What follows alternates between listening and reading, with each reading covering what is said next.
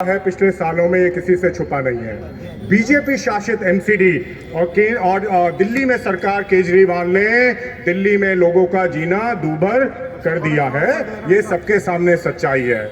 चाहे आप गंदगी देखें, चाहे आप यातायात व्यवस्था देखें, चाहे आप पोल्यूशन देखें, चाहे आप जो पेंशन लोगों को मिलनी चाहिए उसके बारे में बात करें, किसी भी क्षेत्र में आप देखें, दिल्ली में लोगों का जीना दुर्भर हो गया है। समस्या क्या है समझने की जरूरत है। देखिए, हम विकास कहते किसको हैं? सबसे पहले ये जरूरी है ये समझना विकास होता क्या है। देखिए, मैंने हमेशा ये माना है, आप फ्लाईओवर बनाएं, आप सड़कें बनाएं, बड़ी अच्छी बात है, वो बनाना चाहिए, लेकिन वो विकास नहीं है। वो एक जरिया होता है विकास का। विकास उसे कहते हैं जो आम आदमी की जिंदगी को छुए, जो आम आदमी की जिंदगी में परिवर्तन लाए, उसको विकास कहते हैं। और इस मामले में केजरीवाल जी बिल्कुल फेल हुए हैं। कैसे फेल हुए मैं समझा देता हूं। देखिए, जब कांग्रेस की सरकार थी या शीला जी की सरकार थी, उनमें ये समझ थी कि अगर हम इंफ्रास्ट्रक्चर को ठीक करेंगे वो विकास का एक जरिया है, अपने आप में विकास नहीं है। उन्होंने लोगों की जिंदगी को छुआ। कैसे छुआ मैं बताता हूं। देखिए, दो चीजों के बारे में बात करूंगा सिर्फ, बाकी अध्यक्ष जी हारून यूसुफ साहब आपको बताएंगे और पहले जो हमारे वक्ता है वो बता चुके हैं। देखिए, बहुत कुछ कहा जाता है हेल्थ के मॉडल के लिए और एजुकेशन के लिए मॉडल के लिए। पहले करते हैं एजुकेशन की बात। हमें समझना चाहिए हिंदुस्तान में एजुकेशन की प्रॉब्लम है क्या। सबसे बड़ी प्रॉब्लम एजुकेशन की हिंदुस्तान में है क्वालिटी टीचिंग की। जो हमारे अध्यापक है वो कम संख्या में है और उनकी गुणवत्ता नहीं है। सबसे बड़ी दिक्कत ये है। उसके लिए केजरीवाल ने क्या किया? कुछ नहीं किया साथियों। उसको ठीक करने के लिए 0/0 उसके अंदर क्या कर सकते थे?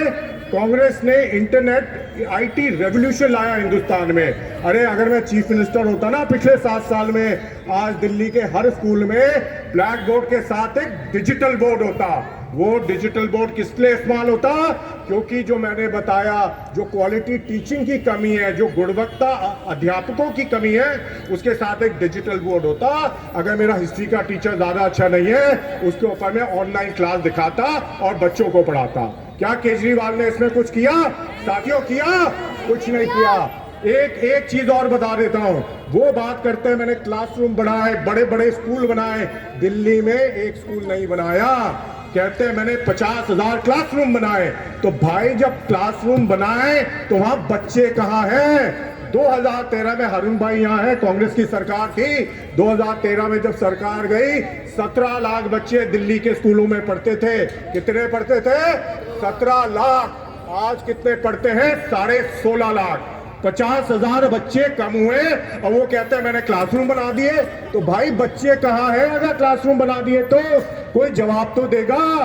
दूसरी, मैं हेल्थ की बात करता हूं। मैंने हेल्थ व्यवस्था दिल्ली की बहुत सुदृढ़ कर दी। अरे, कर दी होती तो भाई नए अस्पताल कितने बनाए जरा ये तो बता दो।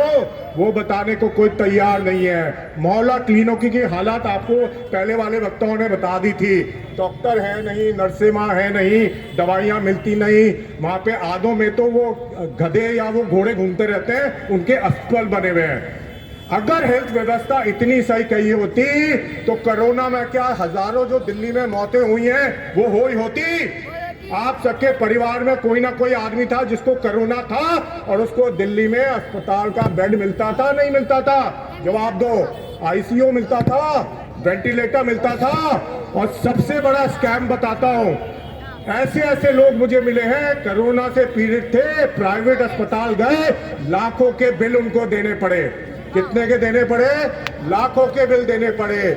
इन दोनों सरकारों ने कोई नियंत्रण नहीं किया कि प्राइवेट अस्पतालों पे लगाम लगाते और उनको ये कहते भैया आप इतने से ऊपर लोगों को चार्ज नहीं कर सकते।